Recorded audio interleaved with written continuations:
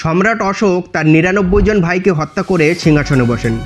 দুটো বুদ্ধিস্ট গ্রন্থ দীপবংশ এবং মহাবংশে এমনটাই লেখা আছে। কিন্তু কতটা সত্যি এই দাবি?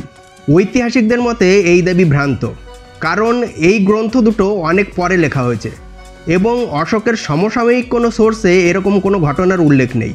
বলা হয়েছে যে অশোক তার ৯৯ জন ভাইকে হত্যা করে একটা কুয়োর মধ্যে তাদের লাশ ফেলে দেয়, কিন্তু এরকম কোনো আর্কিওলজিক্যাল এভিডেন্স পাওয়া যায়নি। অশোকের শাসনকালের সবথেকে অথেন্টিক সোর্স হলো অশোকের শিলালিপি, যেগুলো অশোকের নির্দেশেই খোদাই করা হয়েছিল। অশোকের ৫ নম্বর শিলালিপিতে তার ভাইদের এবং তাদের পরিবারের ওয়েলফেয়ারের কথা বলা হয়েছে। তার মানে হলো অশোকের ভাইয়েরা তার শাসনকালেও বেঁচে ছিল। ঐতিহাসিকদের মতে অশোক হয়তো কিছু ভাইকে হত্যা করেছিলেন, কিন্তু সেই সংখ্যা কখনোই ৯৯ নয়। দীপবংশ এবং মহাবংশে অতিরঞ্জিত করে দেখানো হয়েছে। সেটা করা হয়েছে মূলত এটা বোঝানোর জন্য যে বৌদ্ধ ধর্ম গ্রহণের আগে অশোক খুব খারাপ ছিল এবং বৌদ্ধ ধর্ম গ্রহণের পরে তার ব্যাপক ট্রান্সফরমেশন হয়। সে চণ্ডাশোক থেকে ধম্মাশোকে রূপান্তরিত হয়।